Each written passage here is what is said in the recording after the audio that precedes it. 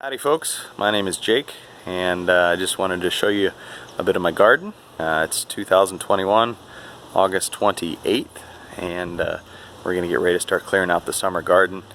We may be moving here from our current house into another one soon, and not going to be putting in some winter garden or planting anything in the fall, so we're just going to start cleaning up here. But I wanted to give you a peek at what we're doing here.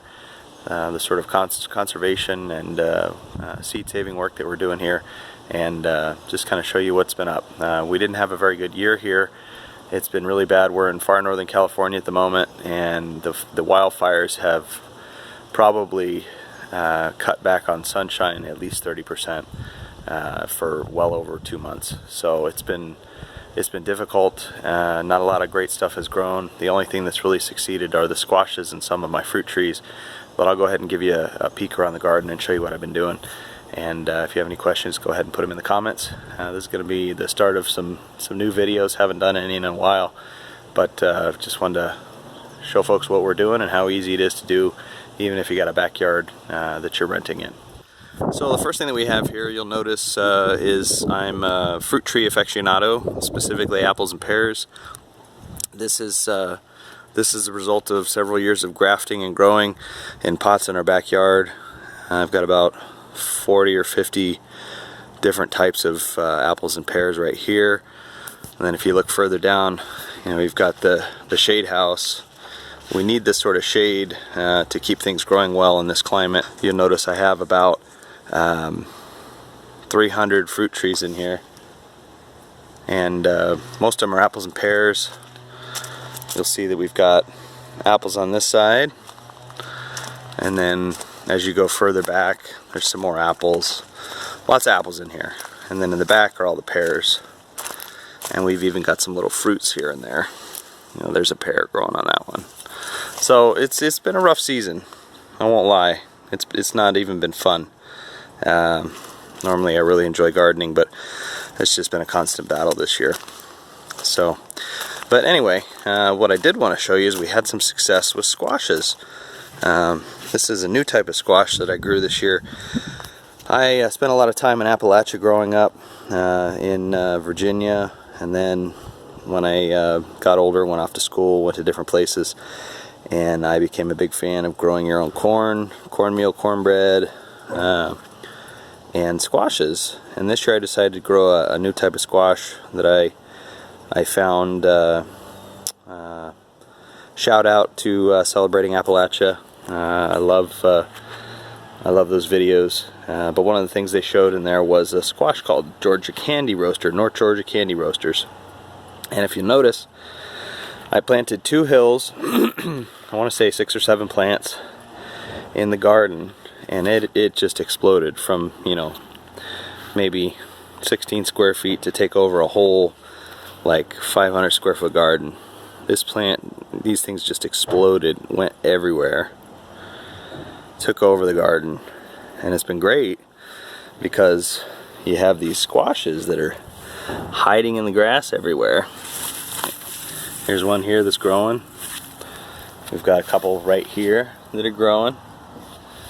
There's another one. It's hard to see because the grass is growing up around it, but I'll take you back here in the garden, show you a little more of what we got.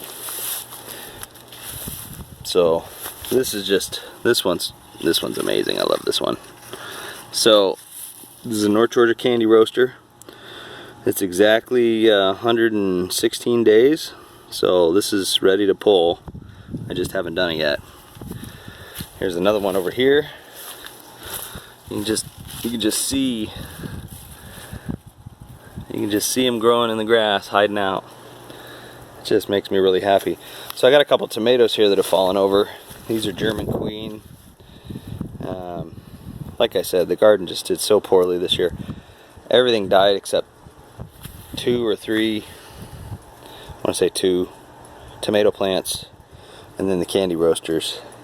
And I just gave up. So this has been like a wild jungle. This corn here was actually leftover volunteers that sprouted up after a failure this spring. And I just said, well, It looks cool, I'll leave it. So I'm quite ashamed of the garden in general because I didn't put any time or effort into it this year. But I got my Georgia candy roasters.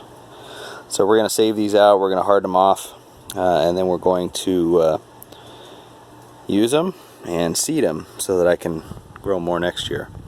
So we don't know where we're going to be yet. We might be having to move because our rent's up in December, and the market's really crazy here in California. So anyway, yep, so that's the garden. Not a whole lot going on here. Again, most of my efforts are focused on trees, but I want to get back in. We're already buying seeds for next year for a proper garden. I don't know what we're going to do with all of our fruit trees yet. We're supposed to get them in the ground, but it's just been a rough year. So that's kind of what we're doing here. I've thought of, branding a new like homesteading backyard gardening channel. There's so many out on YouTube. I don't know that I could add too much to the conversation, but I certainly like showing off what we're doing and just getting feedback from people, but just kind of celebrating gardening and cultural things, and I enjoy a lot of the things everybody else is putting out. So, but I just want to show you my garden. Maybe that'll give you a peek of what you can do.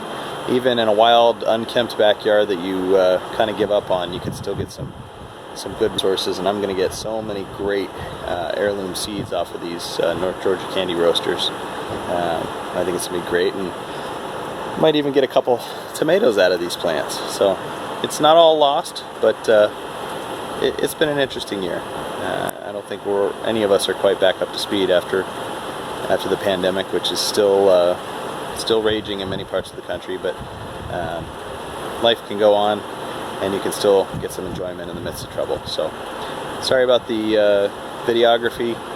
Hopefully it'll get better as we get on. I'm just using my cell phone here now. So have a great day. Thanks for watching.